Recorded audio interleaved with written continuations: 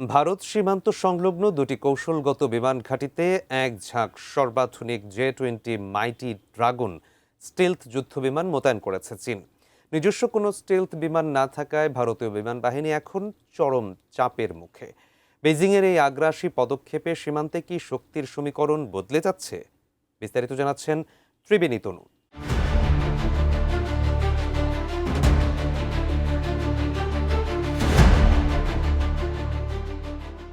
লাদাখ ও তিব্বত সীমান্ত সংলগ্ন চীনের স্পর্শকাতর দুটি বিমান ঘাঁটিতে একসঙ্গে দেখা গিয়েছে অন্তত 11টি পঞ্চম প্রজন্মের J-20 মাইটি ড্রাগন স্টিলথ যুদ্ধবিমান।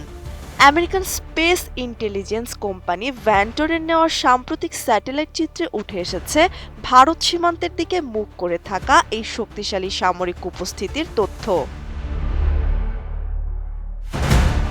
স্যাটেলাইট চিত্র বিশ্লেষণ করে দেখা যায়, সিনজিয়াংয়ের হোতান বিমান ঘাঁটিতে 7টি এবং তিব্বতের দামসুং ঘাঁটিতে 4টি J-20 অবস্থান করছে।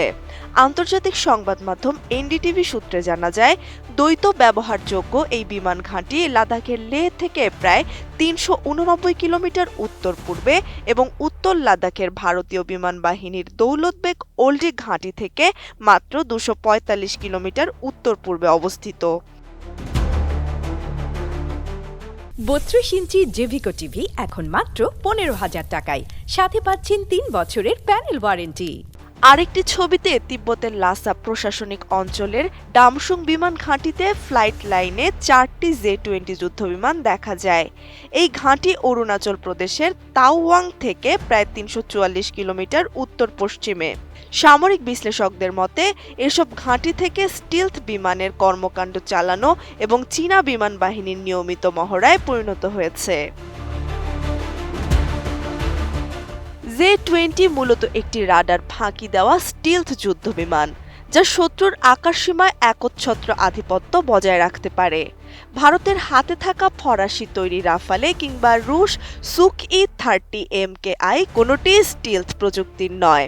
ভারতের নিজস্ব প্রথম স্টিলথ জেট AMCA এখনও উন্নয়ন পর্যায়ে রয়েছে, যা বহরে যুক্ত হতে অন্তত আরও 1 দশক সময় লাগবে।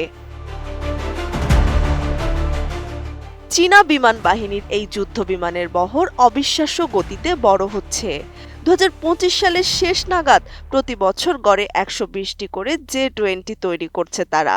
ফলে 2026 সালে এসে তাদের মোট J-20 যুদ্ধ বিমানের সংখ্যা প্রায় 300 থেকে 500টিতে দাঁড়িয়েছে, যা আগামী 2030 সাল নাগাদ 1000-এ পৌঁছাতে পারে।